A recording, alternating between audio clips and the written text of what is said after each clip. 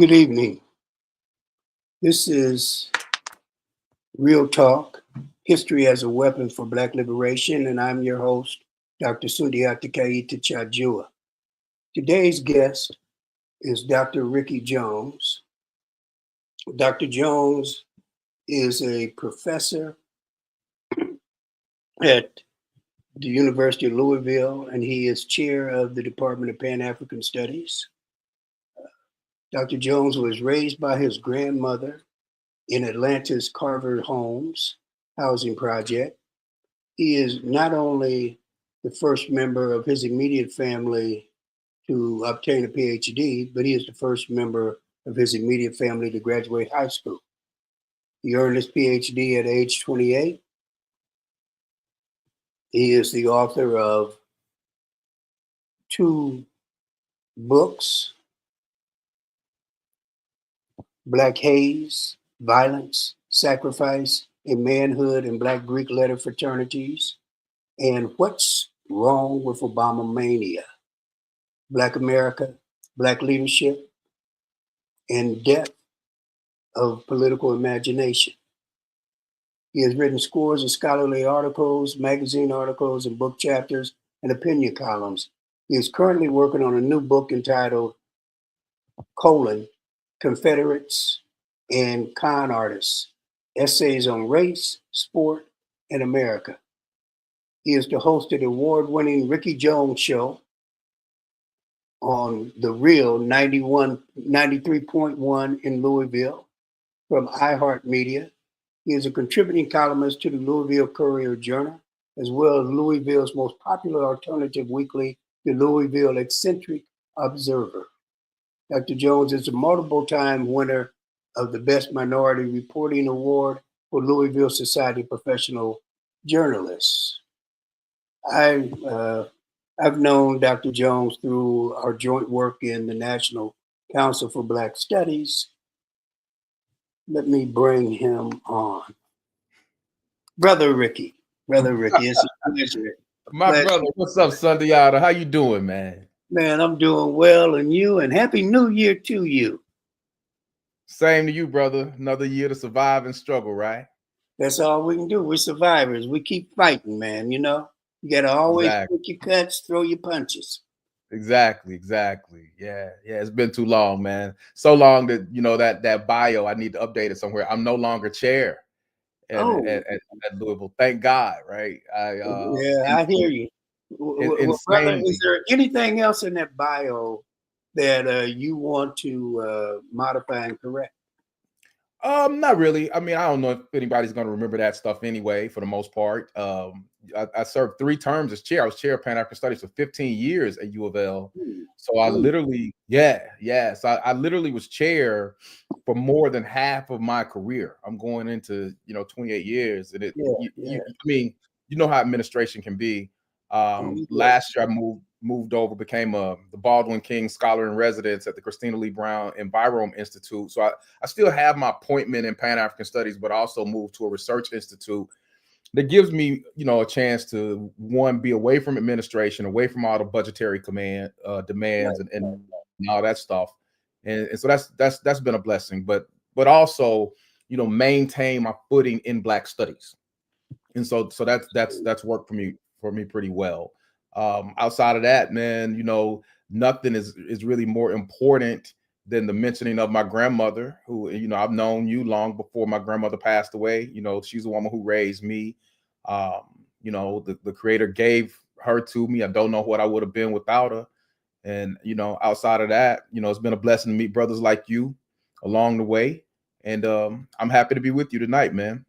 Look, it's a pleasure. And as you know, you and I share many biographical similarities, being brothers from the lower part of the working class. I don't even know if that's accurate, Sundiata. We were the lower part of the working class as brothers back in the day would say. We were just straight po. Not even couldn't even afford the O and the R at the end, man. Just po. That would be true. That would be true. Yeah. All right. So look, my brother, as you know, Real Talk, we try to keep it informal. And like I said, you and I have known each other, 20 years? Longer. Longer. Longer. No, Yeah.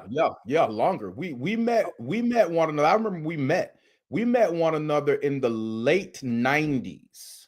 Yeah, that would be right. That would be right. We were at a meeting of the Black Radical Congress.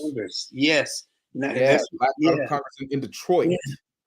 And so I think we've known one another now. Would there been a new year? More like 26, 27 years. Yeah. Since 98. Yeah. It's been a while, Yeah. man. Yeah, it's been a while. All right, so we try to keep it informal, and I want you to be comprehensive, right? So be somewhat expansive, but then at the same time, think that we've got 90 minutes, and we Okay. want to devote probably 20 to Q&A. Okay. So I always begin with biographical information. Right. Try and give our audience a chance to get an idea of who you are, right? And so I want to begin with imploring you to talk about your background. Now, I use Bill Cross's negrescence theory, or what was originally called the Negro to Black conversion process, to examine one's socialization, right? Bill died December 6th. So I want us to take a moment of silence, Most right, in definitely. honor of Dr. Bill Cross.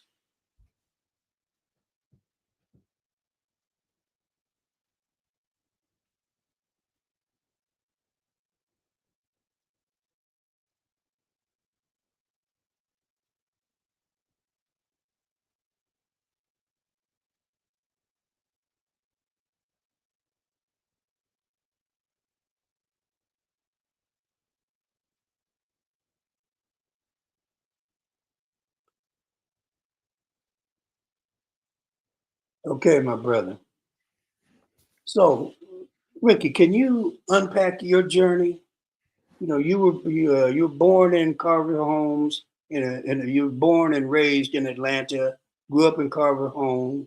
Can you tell me um, the years in which you spent your formative years, those critical, say, 11 to 18 years, where one develops a kind of social and political consciousness?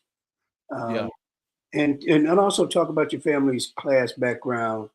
And I want you to really hone in on, you said in one of your columns that you were a radical and a revolutionary. So kind of define that, but explain how you came to be a radical and revolutionary, because you weren't born one, right?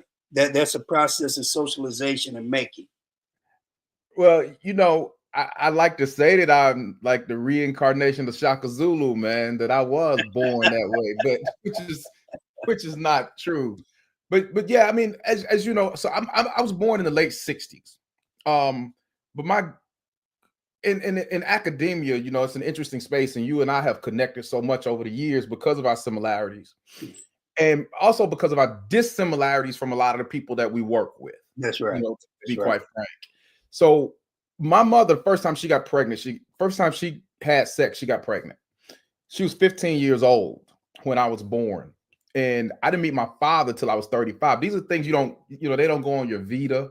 And so whenever you talk to academics and you go to speak, they want to talk about the schools that you went to, the things that you've written, where you taught, those type of bona fides. And that's fine, but it doesn't really tell the story of who you are and how you That's got right. to where you are.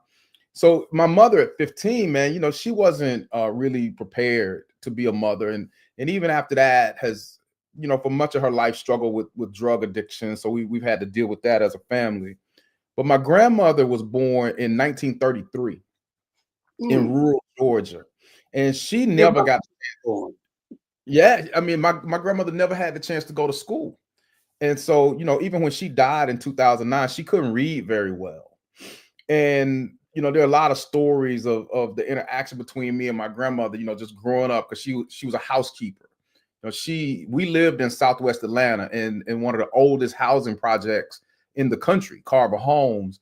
But she would go up to Buckhead to clean houses of wealthier white families. And if you know anything about Buckhead, that's one of the wealthiest that's one of the wealthiest areas in the country. That's right. And I grew up in one of the poorest areas in the country in Southwest Atlanta. Ironically, some years later, I would be bused to high school in Buckhead. That's getting ahead of the story. But my grandmother always told me, Sundiata, she said, look, I don't know what you can do with an education, but I do know what you can't do without one. So she was very serious about me going to school so that I wouldn't be in the position that she was in. She used to bring notes home from some of the places where she would work, and I would have to read those. When she got a new job, she couldn't read the street signs. And so we would drive to the house of the person where she would work. I would read the street signs. I mean, I'm 8 or 9 years old. I would read the street signs from the directions, and she would follow the landmarks so she could get to work. So we kind of were partners, early on. But when I get ready to leave elementary school, to try to keep this succinct, I get bused to Northside High School, which was in Buckhead. So you talk about racial consciousness. At that time, Northside was a public high school, but it was still predominantly white because it was in a very affluent area of the city. So it was almost like a pseudo private school, probably about 65, 70% white at the time when I attended it. So I had no racial consciousness. What they called a magnet school? Yes, it was a magnet school.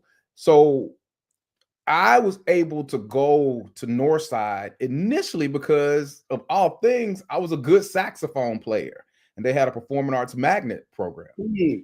But I moved away from that and became a Spanish major. So I took like 4 years of Spanish because I figured out you could go to any school in the system if that school offered something that your home school did not. And so my high schools in the projects didn't offer that much Spanish. And so I ended up, doing that and still played jazz. That's where I was introduced to jazz and a lot of other things. But from there, I went on to, so I had no racial consciousness, but I was a decent athlete, very good academic student. And from there, I was recruited into the Naval Academy system of all places. So when I'm getting ready to come out of school, and this is important to note, my counselors never mentioned HBCUs to me. Even though I grew up in Atlanta, not 5-10 miles away from the Atlanta University Center, I never set foot on Morehouse's campus. I didn't know that Martin Luther King Jr. attended Morehouse. I knew nothing about that, and I wasn't taught anything about that at my high school. So when the Naval Academy came calling, they looked for a particular profile. It was a kid like me that they wanted to pull in. And so I was sent to Naval Academy Prep, which is a place where generally they'll redshirt their athletes.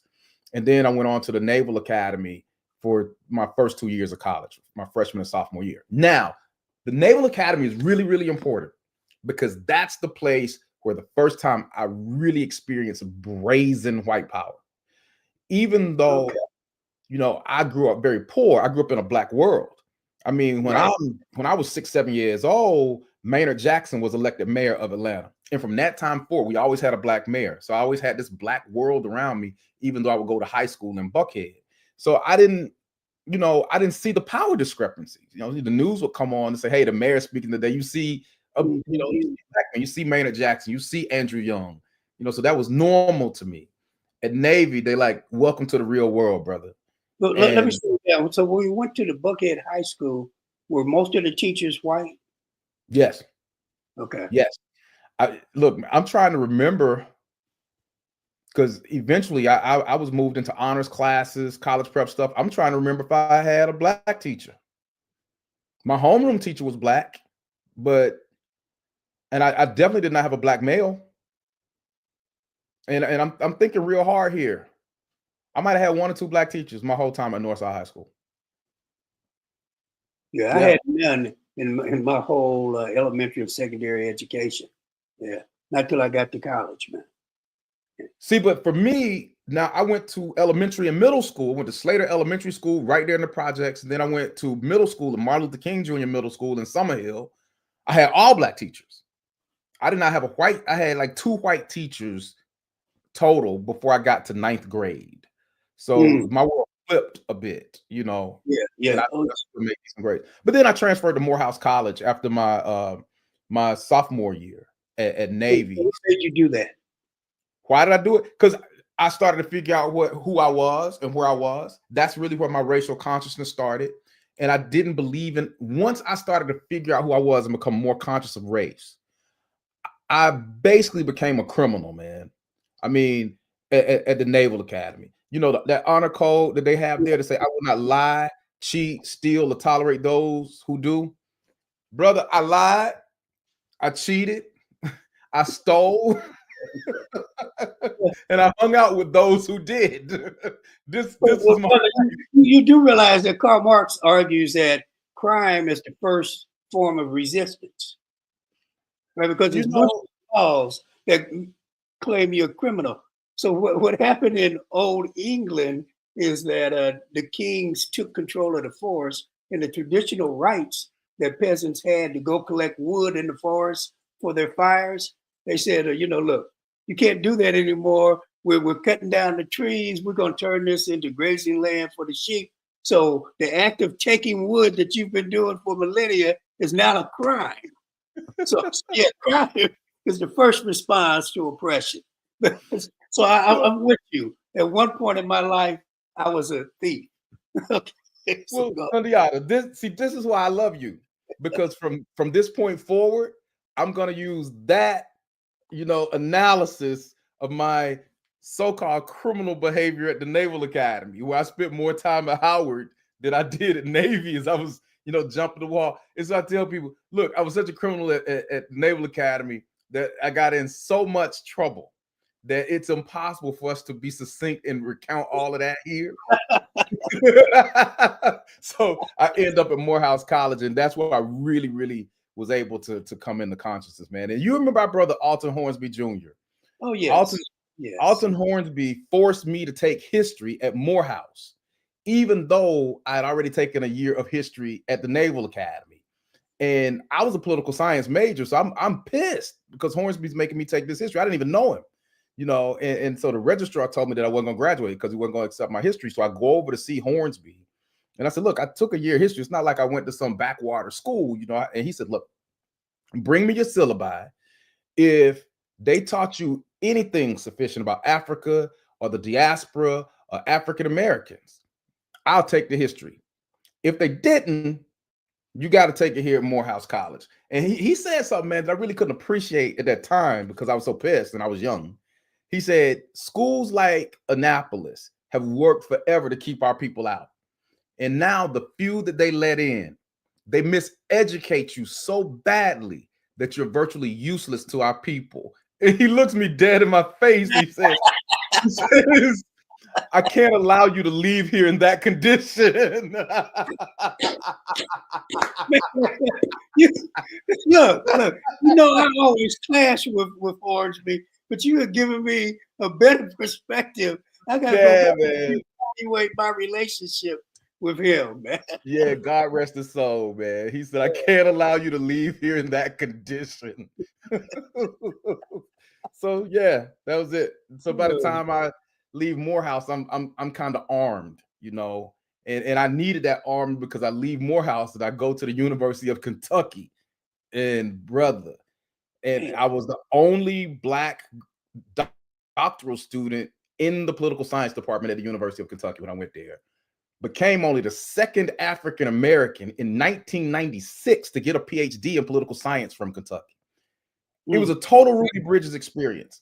I was by myself. There were no other Black PhD students. There were no Black professors in that department.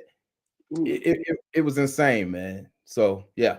Yeah, brother, I'm a little bit ahead of you, but when I was at the U of I, we had one Black professor, Juliet E.K. Walker, in the history department. I was the lone Black student. There had been 2 people who graduated before me, right? You were living large. But yeah, those units are like that.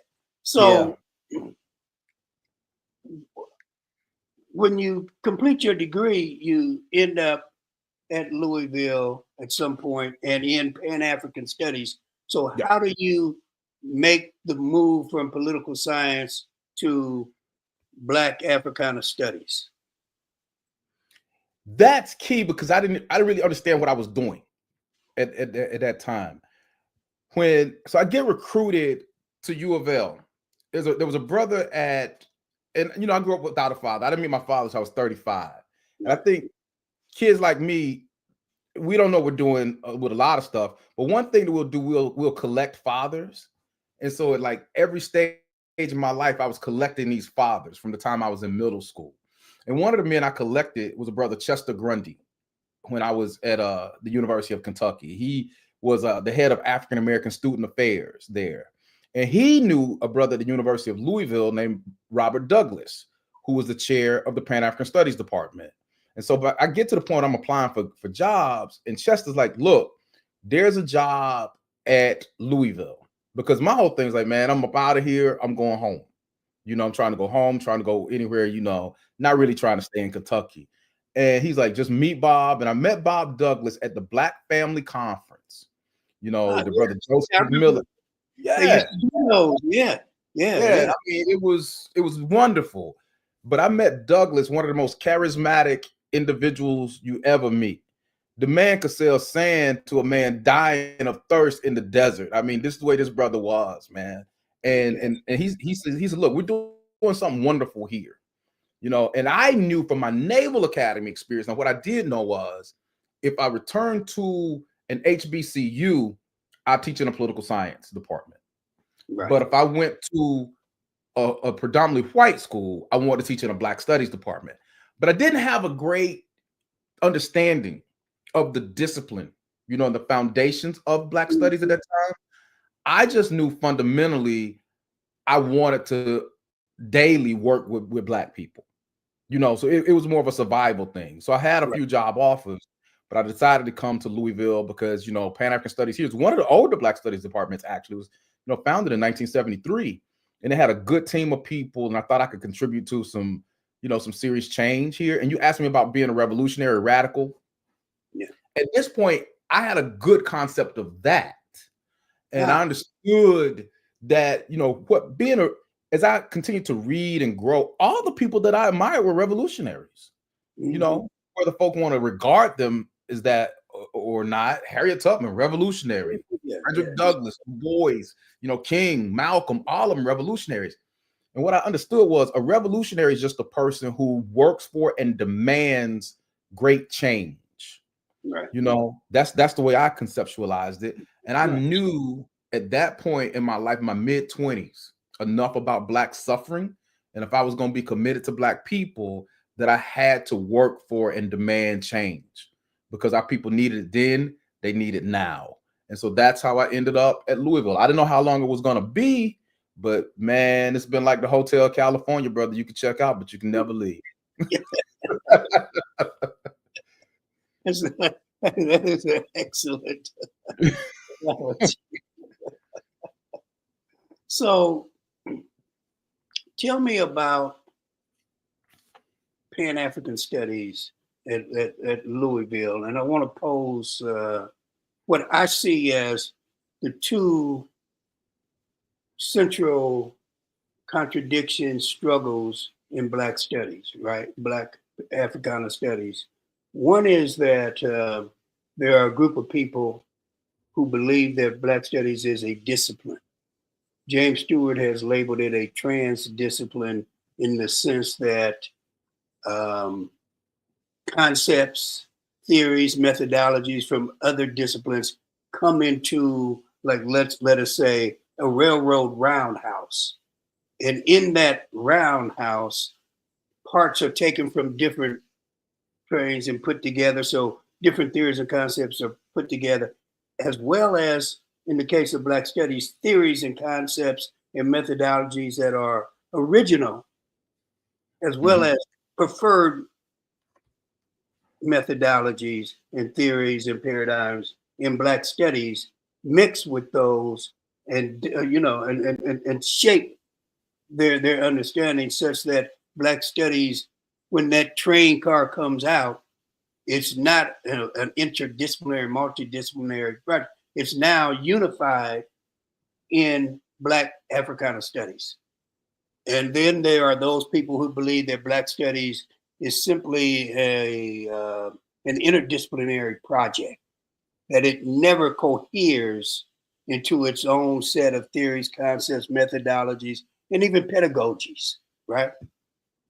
The second dilemma or struggle is that there are those, particularly the founding generation and this next couple of subsequent generations, who believe that Black studies mission is liberatory, and that means that one must bring the struggle from the community into the campus and take the resources from the campus into the community. And then there are those who believe that Black studies is like any other academic discipline, that it is simply about the life of the mind, et cetera, et cetera. And I would argue that those are the two core contradictions in Black studies. And so my question to you is, the Pan-African Studies Department at Louisville, one of what, 15, 16 Black studies units that offer a PhD? Yeah. What's the conception, as you guys said, in those two tracks? Yeah. How do you see it? Let me take the first one first. This idea of if we are disciplined, Black studies is a discipline. First of all, the founders of the department here very deliberately named this department Pan-African Studies because they didn't want to limit themselves geographically. They didn't want to call it African American Studies because Black people exist outside of America, so they wanted to be pan all Africans. They were very deliberate about that in the 70s, obviously long before I got here. But on the discipline piece, I completely agree with Jim Stewart. I believe that Black studies must endeavor to be, is and must continue to endeavor to be a standalone discipline. Here's why. You know, you can take a historian, for instance, who studies Black people, but is not rooted in any ideology about Black liberation, and you can throw them into a Black studies department and you go off on all kind of weird tangents. Yeah. And we see the same thing with political scientists or sociologists or whoever. So earlier in the field, it was necessary for departments to hire people like me. If you wanted somebody to teach about Black people in politics, you get a Black political scientist. You roll the dice and you hope that he got some sense and he ain't gonna come in and just, you know, dance and replicate some of the stuff that you were gonna find in a normal political science department. But now the idea for me, as we continue to build toward first a master's degree and then a doctoral degree, and you know, Temple, of course, being the first department to offer a doctoral degree, and people sometimes get hung up on the cult of personality. Oh, I don't like Malefi Asante, so I'm not down with. Forget all of that. You know, that's silliness. I felt that it was important for us to try to expand and create as many doctoral programs as possible in Black studies for this reason alone. I felt it was necessary because of my first belief that we are a discipline, a standalone, powerful discipline that I think has been the most revolutionary intellectual endeavor in American higher education. Absolutely. I felt that I wanted to help create a situation where a person like me, I'll work myself out of a job. Here's why.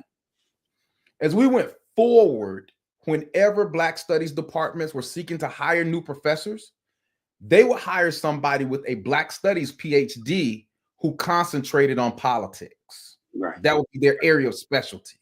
They would hire somebody with a Black studies PhD who concentrated on sociology. Right. They wouldn't hire somebody like me who has a political science PhD, but happens to concentrate on Black folk. Because look, man, it was just luck of the draw that people like you and me were coming out of the doctoral systems that we were in. First of all, sane, and two, knowing anything about Black people. Three, we're largely self-taught. in a lot of those areas, because who the hell was going to teach us in our doctoral programs? So that's me. I believe that we're disciplined and we need to work to push people like me out. That's the first part of your question. The second part, and I think troublingly, I think that I'm becoming people like me, and I think you and I are on the same page here, but I think we're becoming the minority. And believe, try to be judicious, brother. That unfortunate day arrived years ago. Yeah, but I've always believed that Black studies was the intellectual arm of the Black revolutionary movement. Yeah. Or at least one of the intellectual arms of the Black revolutionary movement. We're the intellectual arm rooted in academia. I'm not going to say we are the intellectual arm, because to say that would be that would intimate that there are no other intellectuals in the movement. By virtue of the way we came into existence, I believe that we're not like English or philosophy or sociology, just kind of sit back, this disconnected ivory tower, echo chamber type of thing. The discipline was always rooted in the community. Yeah. And the best Black studies professors have always had ties to community revolutionaries as well. Absolutely. And in this, and we also we serve as thieves. To this day, I tell brothers and sisters in the community, hey, here's what I'm teaching this semester. Come on to class, man. Yeah. Like, I run an open classroom. Yeah. My door's open. Come on in there. Yeah. So, but I ain't gonna be nice, man, because I'm with you.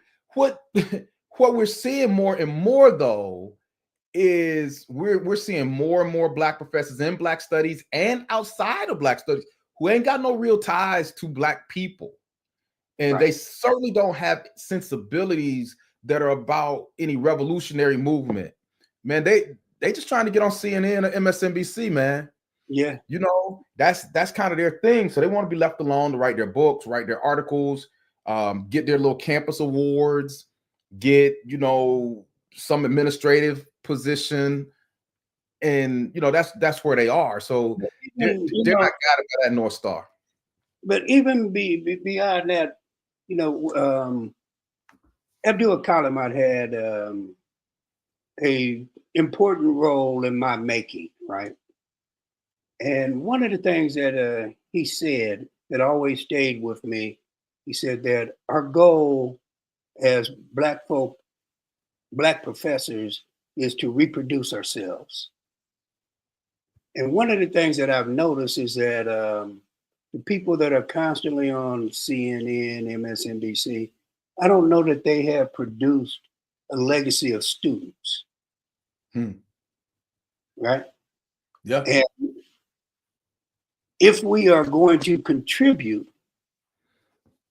we have to reproduce students who take the position that Black studies is a discipline and that Black studies is one of the intellectual arms of the Black liberation movement, right? And if we're not reproducing ourselves in that way, then I would argue that we're not on mission. You would argue that. Yeah. And I would argue that. These people ain't gonna argue that. Or those people ain't gonna argue that. Because that's not a part of their belief system. So that's not their mission. If they have any mission at all. Their mission is, just vulgar careerism. They're much more concerned about individual positions than they are any development of collective power. And that's what Black studies is really about, right? To psychologically, intellectually arm Black people with a viable sense of history, a viable sense of politics, power, and self, right? To create a collective movement forward. So if there's been a counter-revolution in Black studies, how do we take it back? Or I should say, not so much us, but the people who carry the same perspectives and sensibilities that we were socialized into, how do they take it back? I think the first thing is to acknowledge that it's been taken, Mm, you know, and to have some serious conversations about it. Say if we come together in CBS and talk about this and see what's happening at different campuses. And it's not just about the personalities that are coming into the field, but we're getting hit on all fronts. As you look at the draining of resources, many of these institutions are killing us slowly. oh, You know, yes. there was a time at the University of Louisville when Pan African Studies was 16 strong. Yeah. We're Yeah. now 9. We were You 21 know, strong in Illinois. and where are you now? Oh, man. Probably down to about 15. So the story is the same across the board. You see the draining of resources, you see the political attacks, you know, and what people aren't seeing with the DEI attacks. Yeah. And look, don't get, and I say to the audience, not to you, but don't get caught up on that term DEI, because I don't really give a damn about DEI. I care about Black people, I care about justice, I care about equality, I care about Black power. But what the anti-DEI movement is about, and I don't care nothing about most of these DEI officers either, even the Black ones, to be Well, quite frank. let's be clear. DEI was a counter-revolutionary initiative that drained resources from Black studies and from the studies units in general. And I would Yeah. say, from the standpoint of Illinois, once they created the Office of DEI, the vehicles by which Black studies brought radical professors such as yourself on the campus, right, to talk, give lectures. That money then went to the DEI program. And they brought liberals, and those faux social commentators who Yeah.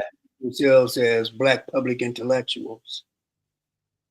But no connection to the movement, no connection to the struggle. So I've always seen DEI, interestingly, as a counter-revolutionary force.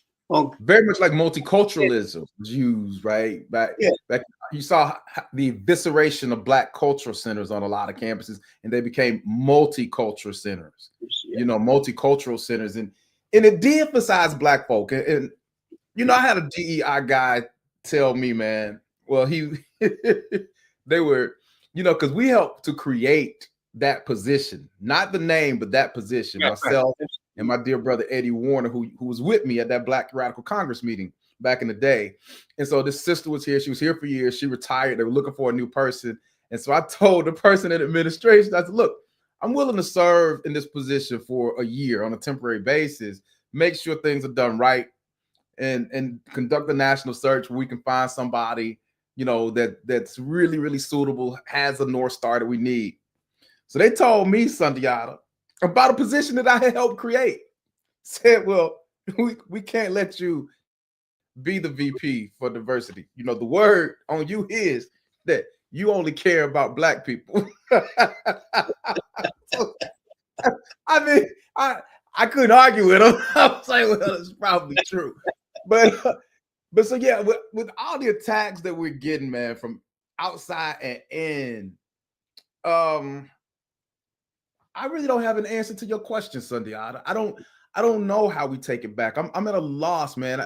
These are conversations that I would really, really love to have, because I think they're interesting and they're needed, because some of the young brothers and sisters that we're interviewing now and that I'm meeting, from other campuses, I can't have conversations with them about Black studies or Black struggle that are coherent to me. And it could be, man, I'm just getting old. I don't know. I think that's the way they look at us. But this is a different breed, man. And I'll tell you something else that I didn't see, when I met you and some other brothers, who are a little bit older than me. Y'all will always help. You're always looking to help. You're always looking to elevate others. Man, to just keep it real and be Carver Holmes for a minute, A lot of these Negroes now, man, look, I say they got the Highlander syndrome. Oh, yeah. From Yeah. that old TV show and that movie where the mortals go around cutting off each other's heads. But it's, the tagline, what's the phrase? There can only be one. Yes. That's what they always say. There can only be one. And I see a lot of these Negroes in higher ed now in administrative positions and in different academic positions. Man, look, they're comfortable. They're comfortable being the only one. Look, man, a brother I knew, a good brother who rose up the ranks at the University of Missouri. He was in the College of Law, and they were looking at bringing in another black person. And so they brought the cat in for an interview. Now, and this brother comes to me. I'm running Black Studies at University of Missouri. And he said, honest. He said he was conflicted. I said, what's your conflict? Is the brother not any good intellectually? Is he not committed to our people?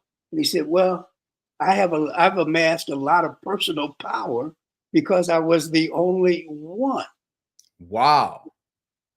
If we hire him, some of my influence will have to go to him.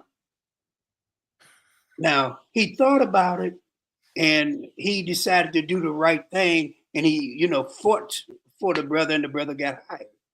But what I would suggest to you is what you said. There are a number of people who, one, would not have honestly engaged their feelings on that question, and two, would have reached the opposite conclusion and would have decided that things were better if there was just one.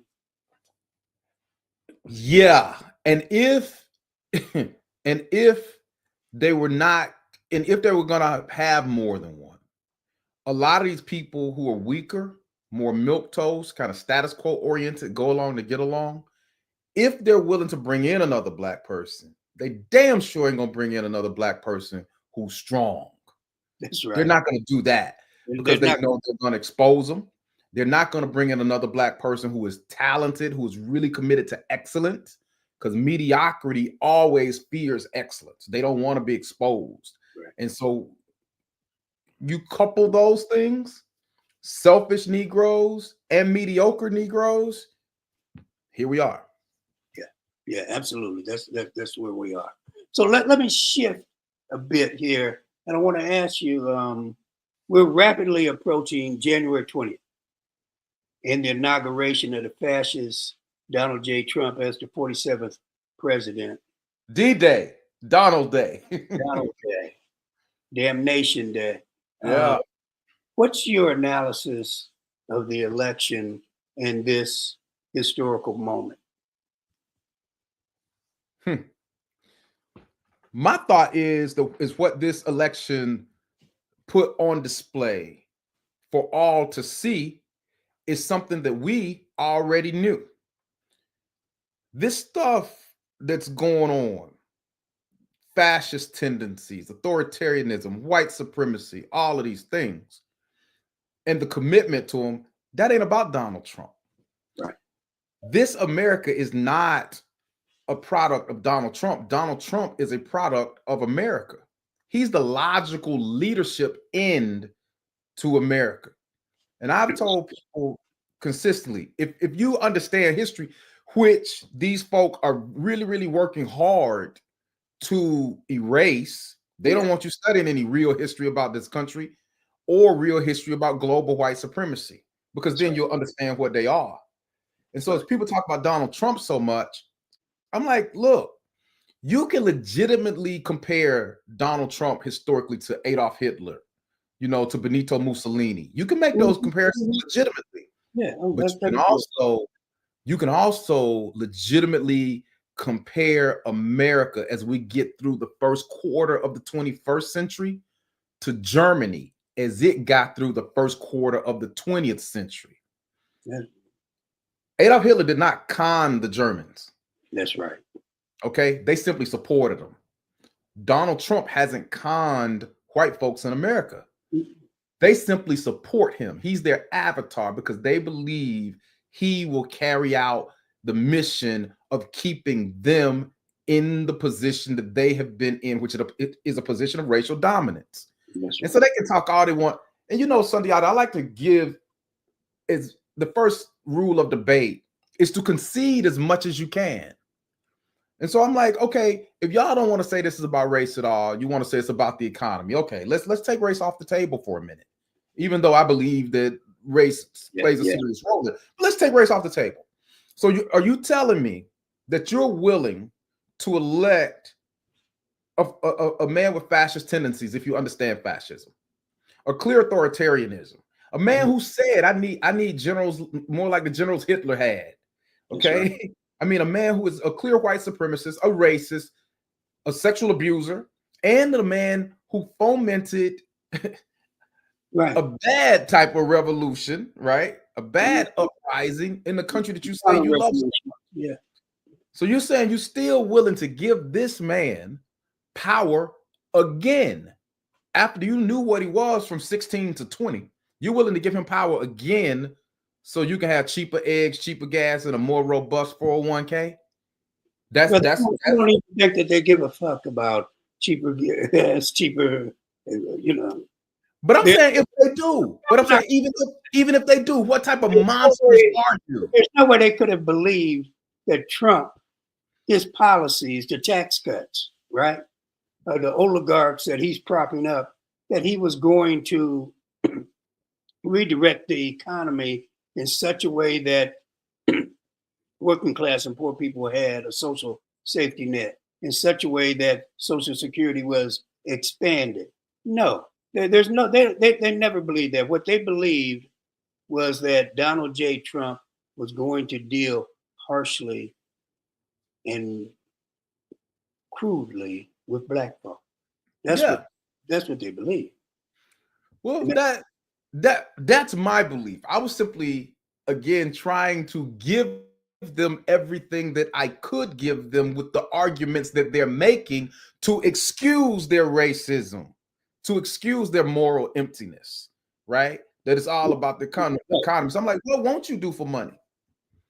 What won't you do for money? But let me take this a step further. When you talk about the other side, the Democrats, man, and I'm talking about this from the position of black people. Right.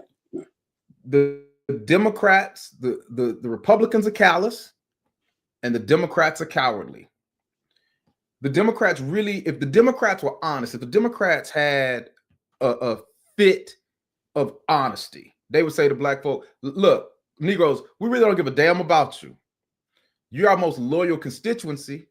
Now, we let a few of y'all in, but most of them don't give a damn about you either. They get sucked up by this system, and all they worry about is their individual power. But, so yeah, we're bad. But the reason that you should vote for us is because these other Peckerwoods are worse. That's all we got. And that's if they have good honesty. I do want to pose something that I think, right? I do believe that the American bourgeoisie is of two different minds, that there's two camps. I think there is the fascist camp that is prepared to ground the population into deep poverty, right? And we've seen over the last 40 years an acceleration of income inequality, wealth inequality, the racial wealth gap, etc. We've seen it expand in astronomical ways, right? And those people are prepared to use fascistic methods to maintain the continuation of their profits and the expansion of deep poverty, because they want to go back to child labor, because that's what they're going to go to when they push the immigrants out, right? But then there's another camp that believes that they can best maintain their wealth by providing the kind of social system that you have in Canada and Europe, right? I had an asthma attack in Toronto, and they had to rush me by ambulance. I was racing my 12-year-old nephews, 3 of them, and I beat them running backwards, right? But then I had an asthma attack. But I, you on the garden, like I still won. I got them. So I'm there 3-4 hours, right? They do the things that they do to me when I in the States would have an asthma attack. And when they released me, they charged $60 on my credit card. Every time I've gone to the emergency room in the United States with an asthma attack, it's $1,100. Wow. You understand? And so there is a sector of the ruling class that believes that they can best maintain their wealth and power if they have a more European style social safety net, which requires strong unions, right? Strong social security system and a robust democratic system, right? Now they can still control the democratic system, but not in the heavy-handed fascistic way. And so I see those two camps. And I think that there are people in the Democratic Party who are in both camps, right? But in the Republican Party, it's only the latter. It's only the former. They're in one. Right? And so I think that we make a mistake when we say things like they're both capitalist parties, they're the same thing. No, they're not the same, right? Now, that doesn't mean that the way I like to put it is one is definitely trying to kill us, the other ain't trying to help us. Yeah. and see it from that point of view. Now, we got to bring class to this analysis, and we got to analyze the different factions and strata within the ruling class as well, right? So I want to turn to a book of yours because I think it's important for this moment. And that's, I always love this title. What's wrong with Obama mania? Black America, Black leadership, and the death of political imagination. Yeah. So what are the aspects of that work that you can extract and apply to this moment? Yeah, well, first of all, the book was really a trick. People went into it thinking it was about Barack Obama, but it wasn't. It was really about Black leadership communities and how those communities are working towards Black power, Black liberation, right? But it used Obama as a foil. Right. But, right. But in this whole idea of Obama mania, I was saying these were Black folk who were enamored with Obama no matter what. They were like, ask no questions. And you remember, there were some folk even at our largest Black Studies conference who were a little bit upset with me because I wrote that book right before he was elected the first time in 2008. People responded. And they were like, yeah, like we just got to support the brother no matter what. And I kind of, for me, I heard those same arguments when I was a senior at Morehouse College and Clarence Thomas was going through confirmation. And you remember this, there was a lot of conflict in Black America, those of us who are old enough to remember, over Clarence Thomas. People like, we just got to support him. And they weren't paying attention to his politics. And so I was going back with Obama, from Punahou private school to Occidental College up through Columbia. I really, really studied his life, his ideology, his mission, how he was oriented. And was there a consistent longitudinal commitment to Black people? Now, I didn't find one, but I found issue with people being dedicated to this idea colloquially, and this old term we use, this infatuation with Black faces in high places. Right. And I remember an early book signing, an older Black woman comes up to my table and she picks up the book and she says, "What's wrong with Obama mania, huh?" And I said, "Yes, ma'am." She's, "I can tell you what's wrong with Obama mania." She hadn't hadn't read a word. She's, "I can tell you what's wrong with Obama mania. Absolutely nothing," and threw the book down. She wasn't even willing to read it. But I think, how does that apply to this moment? So as we get to Sister Kamala Harris, and I voted for the sister. I voted for Barack Obama twice, right? I'm a criminal. I would have voted for the man 4 or 5 times if I could have in the same election because I understood what the alternatives were. Right. But what was dangerous then and what I found dangerous this time around too, people didn't want to ask questions. You know, man, look, Sundiata, I'm a brave brother, I think. But after you get beat up on for so long, man, you become a little gun shy. Yeah. No, I wasn't trying to write a damn thing about sister. I ain't want that smoke from them folk from Howard. I didn't. My baby mama is an AKA, man. I wasn't trying to go through that with AKAs. That's just, I really wasn't trying to go through it. They'd have marched on you. Yeah. Yeah.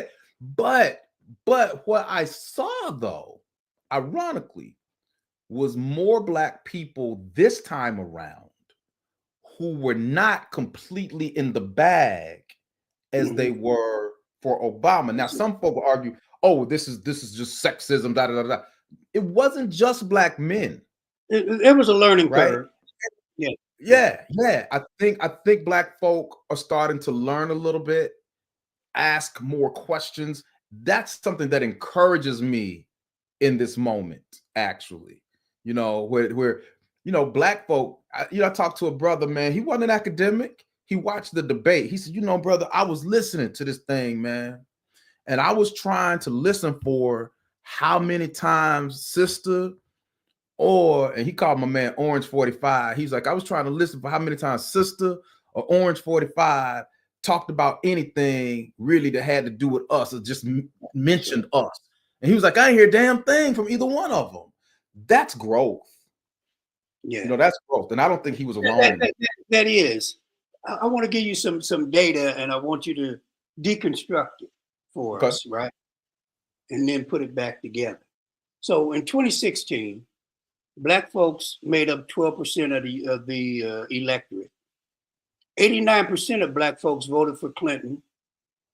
82% of Black men, but 94% of Black women. 8% of Black folks voted for Trump. 13% Black men, 4% Black women. In 2020, Black folk comprised 13% of the electorate, 4% Black men, 8% Black women. 87% of Black folks voted for Biden, 79% of Black men, 94% of Black women. 12% voted for Trump, 19% Black men, 9% Black women.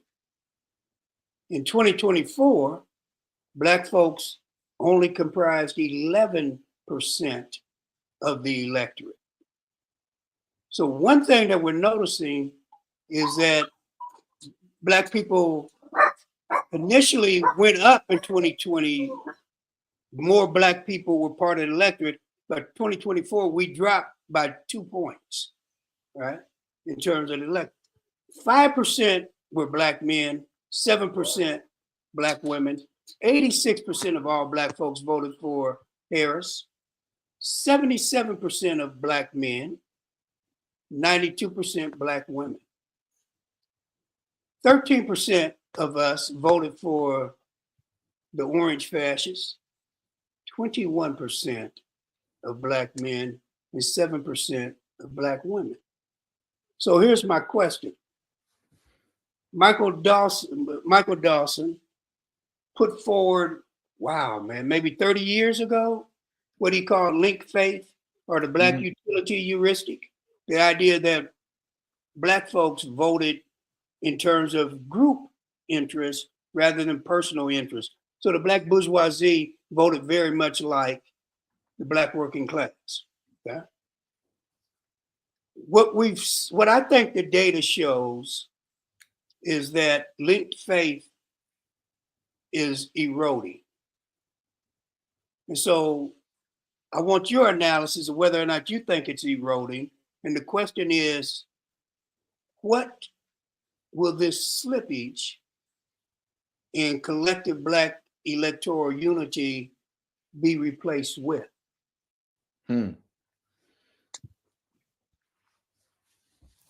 we can look at those numbers and the movement of 1 to 2% here and there, depending on who you talk to. Some analysts are going to say that's statistically significant. Others will say it is not.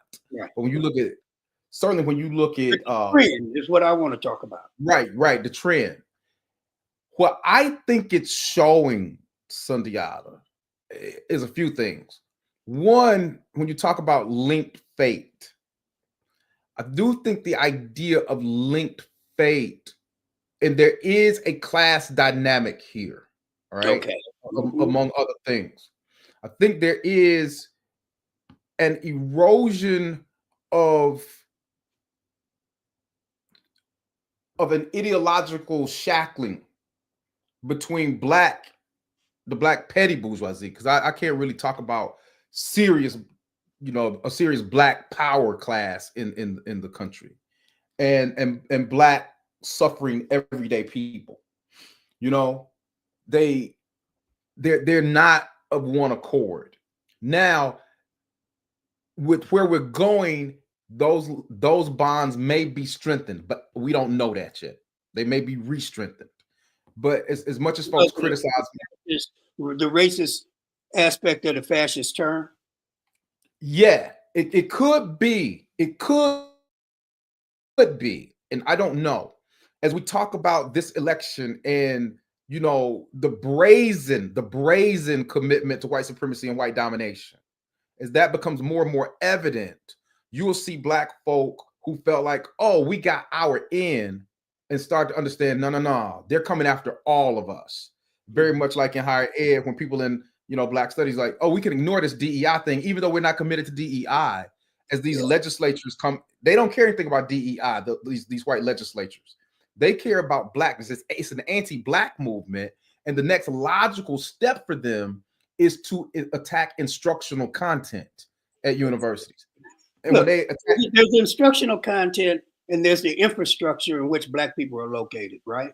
Right. So whatever you think about DEI, where DEI, quote unquote, is manifested is in black studies and in black culture centers, because that's where the people have jobs. But so they're not seeing it. That's where they're coming for. Of course. But these people are so selfish and so myopic that they couldn't see that. And so they won't stand up for the same reasons that you or I might, but they'll stand up eventually because they're coming for us now. My job is in jeopardy. Not they'll come for us, they're coming for me. So let me do something and make a move. So I think you see a fracturing then, and I think these numbers speak to that fracturing where you start talking to a lot of black folk, and quite honestly, talk to a lot of brothers on the street who look like, what is she doing for us? But more specifically, they're having questions not about on a minor level, an individual level about a James Clyburn or a Kamala Harris. Mm-hmm. They having questions about the direction of the Democratic Party. And what are black people as a constituency, as the party's most loyal constituency, getting from the party? A question of socio-political economic returns, right? And the Democratic Party has to get to a point where it answers those questions rather than just visiting black people every 2, 4, or 6 years, right? But also, I think on a meta level, what we're seeing too is it'll be interesting to look at numbers from other racial and ethnic constituencies around the country, because also what we're seeing is an erosion of faith in American institutions overall. That is true. American educational institutions, American religious institutions, American political institutions, certainly. And as you see that erosion of faith, you're going to see a decline in participation, especially if that erosion of faith is rooted in the idea that those institutions do not really have the best interest of those men, women, and their children at heart. And so I think the Democratic Party is going to have to do some real serious soul searching. And I think black people are well within their rights to question, where they go with that party. The way things are structured here, though, with the two-party system, which in and of itself is incredibly problematic on so many levels. Absolutely. A lot of people feel that they're left, with this bifurcated zero-sum choice. And okay, if I can't go for the Democrat, then I got to go for the Republican. and that puts folk, I think, in a trick bag, when we probably should be seeking to build something different. Yes. Overall, something different. And that's what I was talking about in What's Wrong with Obama Mania, the death of political imagination. That's where we want to go. Yeah, nowhere is it written that we got to deal with political engagement in the same way that we've always dealt with it and be stuck within this particular paradigm, right? And as folks attack, okay, you don't have to be Marxist to actually read Marx and glean some things from Marx that are Marx in a lot of ways was prescient. As you talk about this, increasing gap among the classes, Marx talks about that growing gap between the bourgeoisie and the proletariat. Talks about it. And so people will say, well, Marx is wrong. Maybe it just hasn't come to fruition yet. See, that's the point. That many of the things that Marx thought would happen in the late 19th, early 20th century is happening now. Right. He might have just been off. He was just off. Timing. Yeah. Just off on his timing. Yeah, absolutely. So my question then is this, right?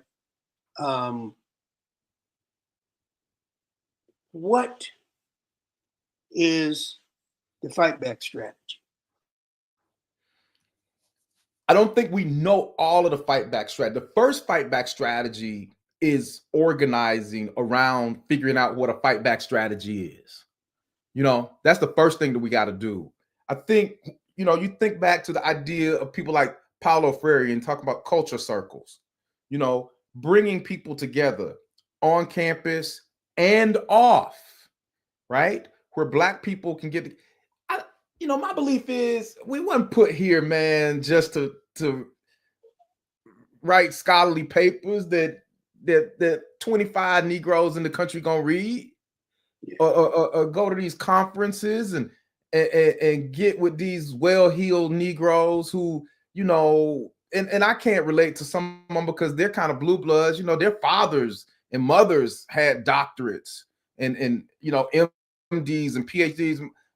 My grandma couldn't read, man, and so they got different stuff going on, and so I think at a pedagogy conference, and one of the participants identified his grandfather, his father, and he all had PhDs. Wow. And like, okay, I've never known anybody like that. Right. And of course this person was articulating what could only be called utter madness. Right. Just utter foolishness. Right. But yeah, that class, we got to do something with them. So crafting the fight back strategy, what do you have at least to borrow a trumpet? Do you have a concept? What it might look like? Yes. I think it's really, really important, man, that we're going to talk about these culture circles and having serious discussions about where we are. A good friend of mine in Atlanta does a thing, for instance, called the Black Man Lab. Every Monday evening at 6:00 over at the YMCA on Campbellton Road. For those of you who are in Atlanta, try to get over there. My brother Mauli Davis and my boy Marty, and I met Marty. Mauli and I went to the Naval Academy together. They're both from Chicago. Marty was at Howard, and they bring this group of Black men together. It's a pretty significant group. I'm talking 60, 70 brothers, man, and more every Monday, and they talk about different issues: history, finance, psychology, politics, education, all of these different issues. And so they're trying to build out.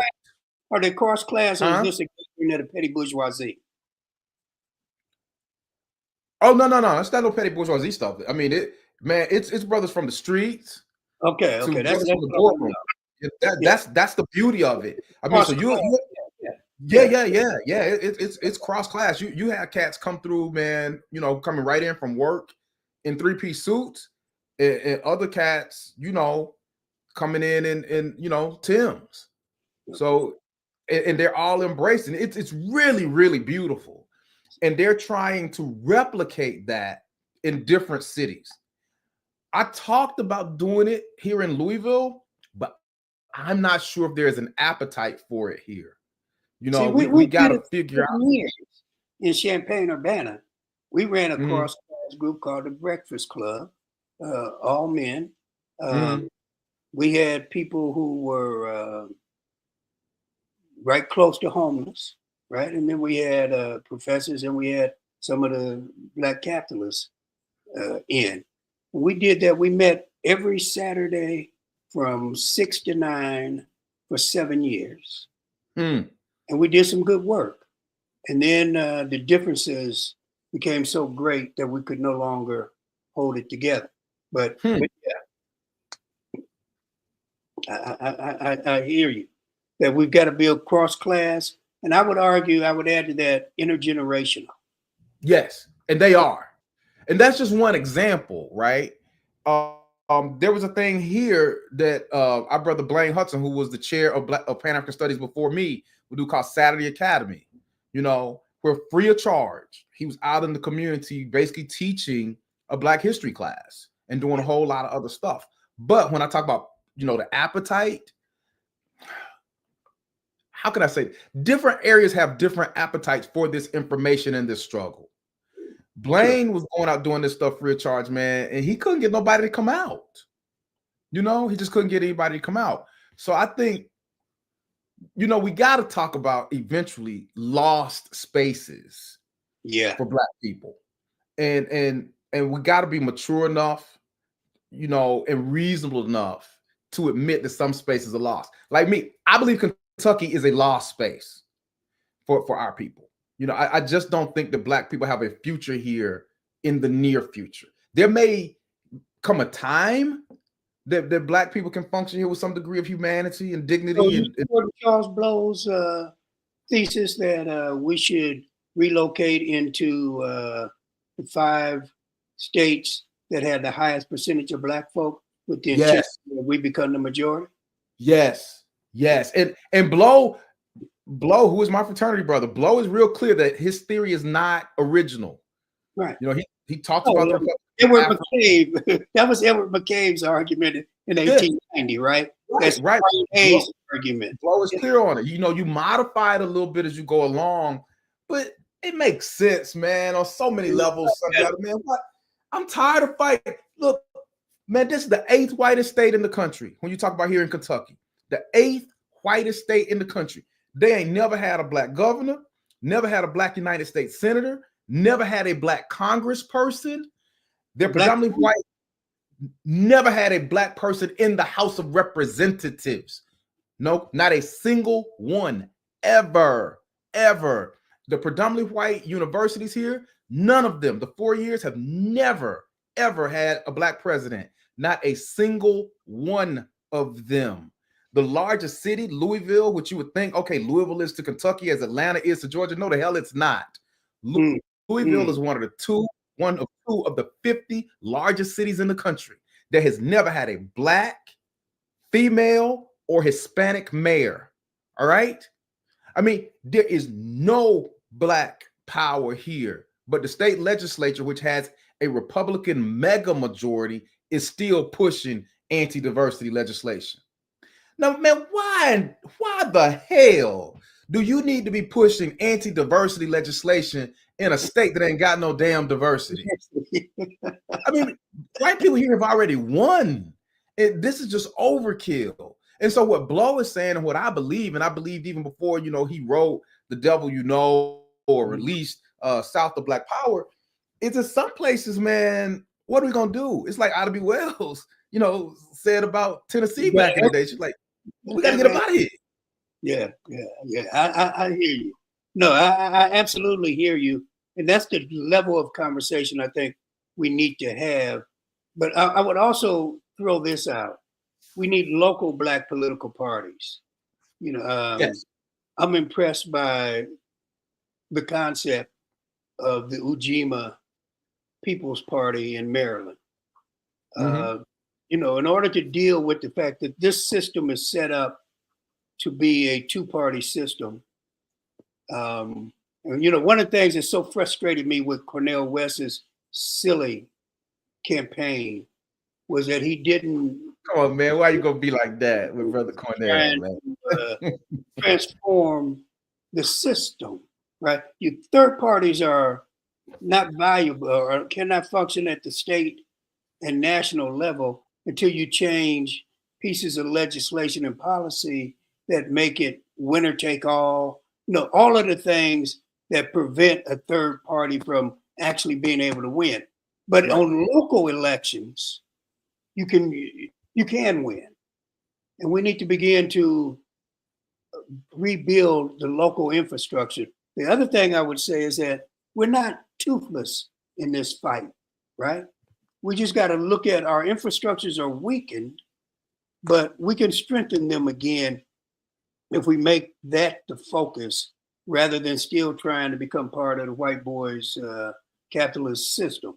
Anyway, we're down to 12 minutes. And so, for real?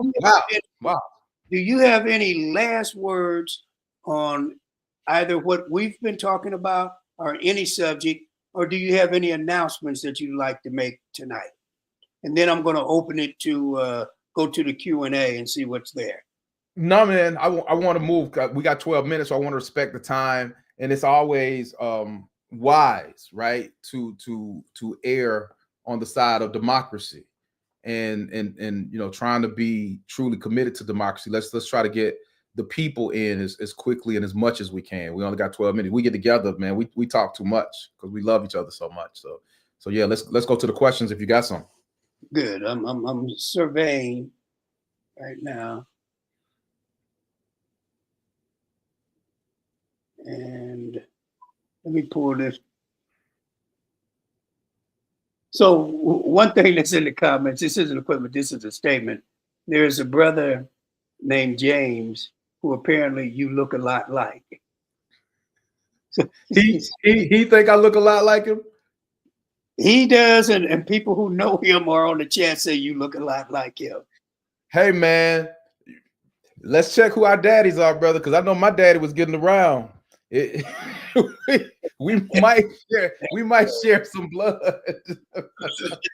Brother, as you and I both know, I was dancing with a woman in high school. She was older, 2 years in advance. And I said, damn, she liked me. So I tried to make a move, but she said, fool, I'm your sister. I didn't know that story. So, look, one question. Oh my God. One question for Craig Bardo is, can one be a revolutionary outside of organization? And I think that's it. Asking if you are a member of organizations. But yes, one can be a revolutionary outside of organization, but revolutionaries usually seek to bond with other revolutionaries in an organization because it's much more difficult, if not impossible, to do anything outside of an organization. I'm a member of a number of organizations, some which I, over time I think, have been pretty good, and others that have been very disappointing. So, and sometimes, brother, it was Brother Craig. Yeah, Brother Craig. Yeah, sometimes, Brother Craig, it ain't even just about getting something done, man. Sometimes you really need to be a part of an organization so you can be around like-minded people just to keep your sanity. So yeah, I'm a member of a number of organizations that theoretically are committed to Black people. Some are actually committed to Black people, and we can have a talk about some of these particular organizations at another time, because some of them have been great disappointments. Some of them are committed to bourgeois Black people, and that's a different thing. So there's some statements that I just want you to react to. Okay. The 16th Gemini says, because this time the people felt the threat of Project 2025, she would have been a barrier from that. I assume they're saying Kamala Harris would have been a barrier to that. The other issue I want to throw at you is Autistic Berserker says they write that they watch a lot of YouTube music reaction channels, and they said that most of the Black Men channel hosts were pro Trump. To the first one, I think Sister's right as far as the Project 2025 thing goes. That she clearly wasn't that. I can simultaneously say that Kamala Harris, that I don't believe that Sister Kamala Harris was any type of revolutionary Black thinker with a consistent commitment to Black people who had some political imagination that was going to change our fortunes in the long run in the way that I would like to see them changed for Black men, women, and children. I can say that and simultaneously say that she was better and is better than Donald Trump. But that's a low bar. I mean, he's a madman, right? I mean, so I agree there. And again, I voted for the sister, or more accurately, I voted against Trump. Okay, because those are kind of different things, right? To Brother Berserker, I don't know how deep the love of Donald Trump among Black men runs. You know, now here's what I do know as a person who was taking, quantitative studies.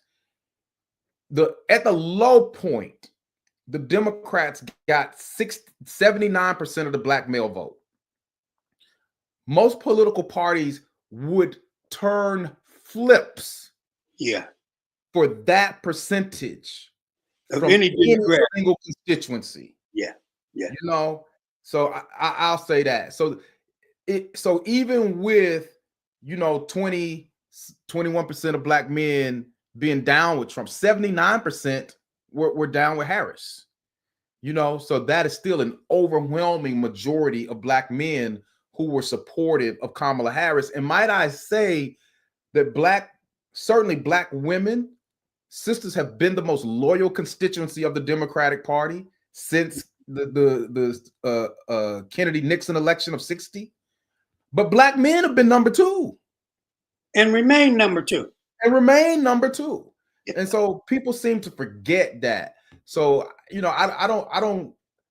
I don't know a lot of, I'm not going to say that there isn't this support of Donald Trump out there and why it exists. I don't know. I mean, but this idea that every other brother you run into is, caping for Donald Trump, that seems to me to be a bit hyperbolic. Okay, I'm going through, and here's this is Autistic Berserker again. Okay. And it's a statement, and I just want you to react to it. And it's Marx was not the first to say that, and I assume that they're referring to our question about the theft of wood and crime as an initial form of resistance. And their advice is it would be more useful to quote people other than Marx who say the same things. You want to react to that? Well, first of all, that was your thing, supporting my criminality at the Naval Academy. But I don't know what you mean by so useful. Be more useful. I would imagine he's saying it would be more useful to talk about other people who have said this because folk are so down on Marx, and we have to be careful here. I don't tend to ally myself with people, to quote people, to read people, and to show love for people based on what other people think. Let me be real clear on that, right? Right.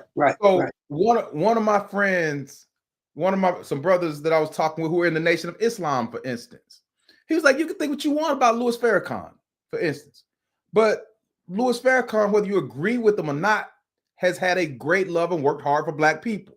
We can all have criticism and critiques, right? But beyond Farrakhan, he talked about how there's a good percentage of Black people who are so cognizant of the white gaze and seeking white approval that they won't openly say they're down with Farrakhan. But it goes beyond Farrakhan. We're in a kind of tricky place if we allow folks who are the enemies of our progress to choose the people that we emulate, embrace, follow, ideas from. Right. Yeah, Yeah. I'll say that and leave it be. And I think that is a perfect response. We got time for you to react to one other question, and this is from Brother Shabazz. And the question is, was Malcolm X wrong or, quote, too radical, unquote, when he said reject both parties? You know, he's talking about the fox and the wolf analogy that Malcolm used. Mm-hmm. We vote against candidate X every cycle. No, Malcolm wasn't wrong. But, you know, to go back to our brother, Autistic Berserker, there's some others that have talked about, you know, the serious problems with having those limited choices too. Mm-hmm. Even King talked about the problems with the white moderate and the white liberal, if you go back and actually read King. So this is a conversation that we've been having, I think, tonight a lot. We really have to struggle, you know, and think through trying to create and have a political imagination to create something different. Because I don't think that the Democrats or the Republicans are oriented in such a way right now. I'm not saying they can't be. They can be at some point possibly, but they certainly aren't oriented in a way right now that has the best interests of the majority of black men, women, and children at heart. And so, and you know, that thing about the Greens, you can say the same thing about any of the so-called new communist parties, that none of them are built on a foundation of the liberation of black people. No, none of them are. None of them are. And again, that goes back to our conversation about political imagination, right? Being guided by a North Star that centers on black liberation and power, not just influence, not being close to power, not, you know, being comfortable as the products of a system that is designed to miseducate you and make you happy in a system in which you should not be, right? Where you don't want to be free. You just want you want the descendants of the masters of your people to be nice to you. You want to sit at the feet of power. You want to sit at the feet of power. You ain't want to sit at the table. Like you said, you want to sit, you know, under the table at the feet of power and be cool and still talk about I'm the only black person, you know, at this level, at this institution. I'm the only black person in this neighborhood, whatever.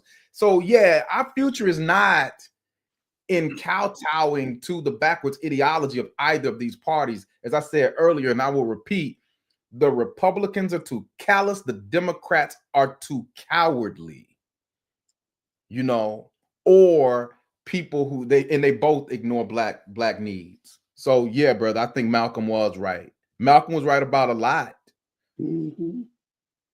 Absolutely. Yeah. Okay, brother, I want to thank you profusely for participating. It's been too long since we got together. So I'm thanking you for coming to NCBS. If you're coming, we can hook up and spend some time. I need to now bring this to an end, so I'm going to remove you and remove myself.